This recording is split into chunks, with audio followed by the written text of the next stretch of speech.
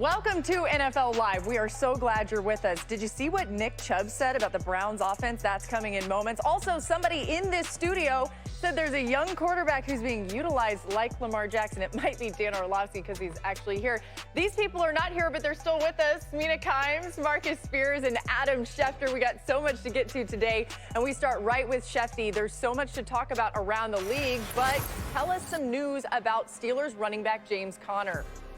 Yeah, listen, he sprained his ankle last night, Laura. Now, Mike Tomlin said they're going to leave the light on him for him this weekend, so they don't believe it's overly serious, but obviously couldn't finish last night's game. And Benny Snell came on and finishes the week's second leading rusher, played very well. Philip Lindsay's got a case of the turf toe. He also didn't finish last night's game. The team is hoping that it's mild, and he's hoping that he'll be able to go this week, but Philip Lindsay nursing a turf toe injury. Turf toe is very painful for running backs, a difficult injury. And of course, the Bears right now are dealing with an unhappy Allen Robinson, who today took off his social media pages all mentions of the Bears. He's unhappy with his contract situation. He's in the last year of his deal. He'd like a new contract. And the fact that he is basically removing references to the Bears on his social media platforms, an old trick, also a new trick, but it also tells you a lot about a player's mindset, and Allen Robinson not happy with the Bears at this point in time. Yeah, Shefty, it's petty season with all of that. Let's get to our top story today. In just a couple of days, we will see the Browns against the Bengals on Thursday Night Football.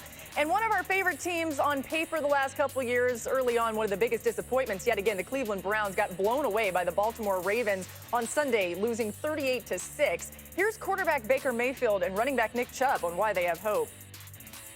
Obviously, there's a ton of room for improvement, but it's not just false hopes. It's there. I thought we ran the ball well early on. Well, we got away from it because the score was a little bit different. Obviously the ebbs and flows of a game force you to do that. But, I thought we ran the ball well early and just finding more completions early on for me. I'm going to be focused on that to where just, we're smooth and just going up and down the field, keeping the chains moving. I think we all know we can run the ball. It's just we kind of got away from it in the game. So, running the ball has never been a problem for us here. We just got to, kind of stick to it to get in the rhythm. And, we know we can run the ball, so we just got to, get better at other things. Yeah, so Nick Chubb not mincing any words right there. Running the ball well, got to get better at some other things. Mina, the other things probably have a lot to do with Baker Mayfield. So what is going on with Baker Mayfield? Laura, Baker Mayfield is maybe the most confident football player I've ever interviewed, but watching him on Sunday, he looked like a totally different person on the field. A quarterback who has completely lost faith in his offense, not just struggling under pressure, bailing out of clean pockets. The offensive line actually played pretty well, not trusting his playmakers to win in space, passing up on easy completions, layups. And it's frustrating, not just because it fulfills, all the stereotypes about his size in the Big 12, which, by the way, go watch Kyler Murray. Those are all wrong. But because he didn't make these mistakes as often his rookie season. And there's a mental regression to his game right now that seemingly does not have a solution at the moment. Yeah, it seems like he has lost confidence in what his eyes are telling him. And let me be very clear. There are people on tape open. Baker's looking at them. And for some reason, he's just not trusting it. He's not getting the ball out of his hands. There's two guys wide open on this play. You choose either one of them. It's 1st and 10. That is an easy completion. It ends up being a scramble and a throwaway. There's multiple examples of Baker having a decision. There's people downfield that are open. My coach has schemed some stuff there. There's plenty of check downs. Again, 2nd and 7. Get the ball out of your hands. Play within the rhythm of the offense. He's looking there. He's just not getting the ball out. I had this coach once, Ron Turner, who said playing quarterback is this: see it, trust it, rip it. Right now, Baker is see it, doubt it, hold it. And this reminds me so much of Kirk Cousins to start last year, where Kirk was like looking at the field, guys are open, the pocket is fine, and he's scrambling and running out of a clean pocket. And so you heard Baker say it. It's there. In his words, he said, it's there.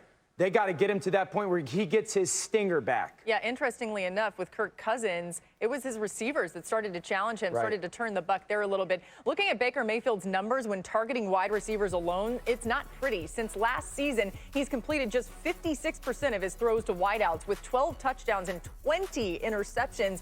The Browns have really invested at the receiver position, too. It's no secret. They're the only team paying multiple receivers top 10 money in terms of cash earning this season.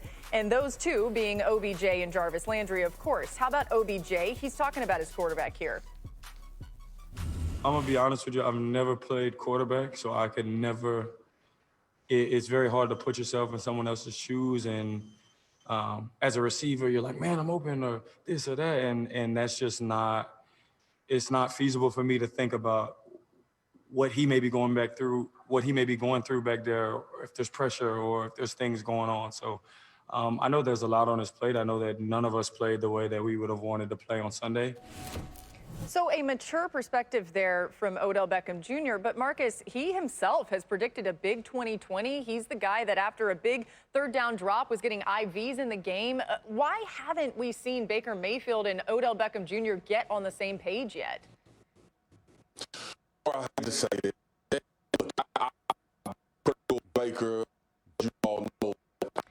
All right, we are going to get on the same page with our technology here, and we're going to go to Schefter on that. Schefter, when you think about this Browns team and what you hear from around the league as well as the Browns themselves, what comes to mind with the game that happened on Sunday?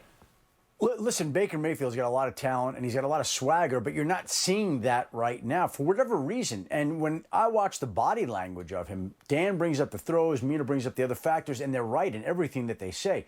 But he looks like a defeated guy out there. And I know that they're down big in Baltimore and it's opening day, and I know that the Browns have lost the opener for, 20 straight years, 30 straight years, 40 straight years since the NFL started 100 years ago, whatever it may be. The fact of the matter is, he looks defeated, and that quarterback, I think, sends a signal to the rest of the team. And this is a guy who's been so confident, so brash, and so full of swagger before. You just don't see that right now from him. And maybe it's, again, just being in Cleveland, beating him down, the losses, beating him down, the opening day defeats, beating him down. Whatever it is, it just seems like that brash guy is not there right now. It's almost like we want the walk-on back. Right? The kid that walked on two different places and took people's jobs. Part of the problem is this. One, he went to Cleveland, had that great rookie campaign, and it was, we crowned him. I crowned him. Everybody said it's the greatest thing ever. And we didn't really make him earn what you needed in the NFL. And I know Marcus has made that point. I'd say this. I think Kevin Stefanski, his head coach, is in a great spot because he experienced it last year. I'm not making the Kirk Cousins reference just because of that tie. I remember last year having this same conversation about Kirk. It's able to get fixed. You just have to be willing to admit it.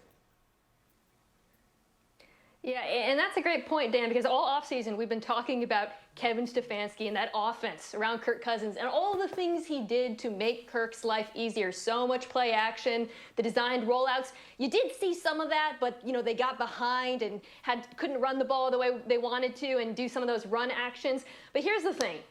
The Ravens are the class, along with the AFC, are the class of the AFC. The Steelers looked really great last night. This team cannot afford to fall behind very much in this divisional race because this is one of the better divisions in the NFL. Yeah, and one thing to keep in mind, guys, Jarvis Landry did not practice today due to a hip injury, so we'll keep our eyes on that as well. We're just getting started on NFL Live today, and it was 623 days since we last saw Big Ben throw a touchdown pass. Last night, the vet proved he can still get it done, but the strength of the Steelers, the defense. One person on this show thinks they'll be serious contenders in the AFC. Plus, some younger signal callers were in action week one, and even in losses impressed our people. Why Sam Darnold is much better than you think, and Drew Lock's arm is electric. All that and so much more coming your way on NFL Live.